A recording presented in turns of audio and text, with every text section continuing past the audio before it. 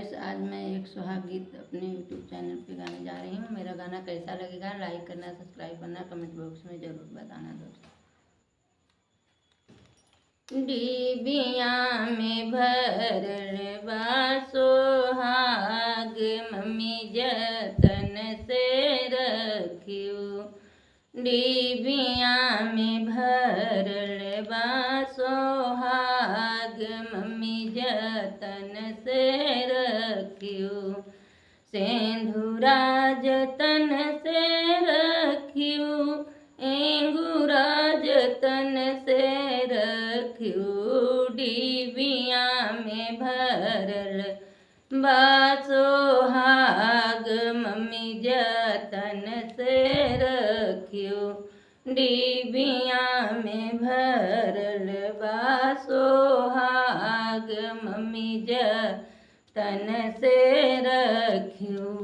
बेंदिया जतन से रखियो, टिकवा जतन से रखियो। डिबिया में भरल बा सोहाग, मम्मी जतन से रखियो। डिबिया में भरल बा सोहाग, मम्मी जतन से रखियो। हरवा जतन से रखियो, चयन जतन से रखियो। हरवा जतन से रखियो, चयन जतन से रखियो। डिबिया में भरल बा सोहाग, मम्मी जतन से रखियो। डिबिया में भरल बा सोहाग, मम्मी जतन से रखियो।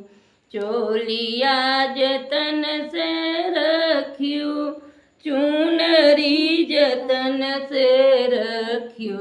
चोलिया जतन से रखियो, चुनरी जतन से रखियो। डिबिया में भरल बा सोहाग, मम्मी जतन से रखियो।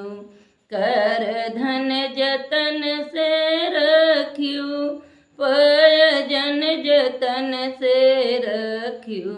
कर धन जतन से रखियो, पयजन जतन से रखियो। डिबिया में भरल बा सोहाग, मम्मी जतन से रखियो। डिबिया में भरल बा सोहाग, मम्मी जतन से रखियो।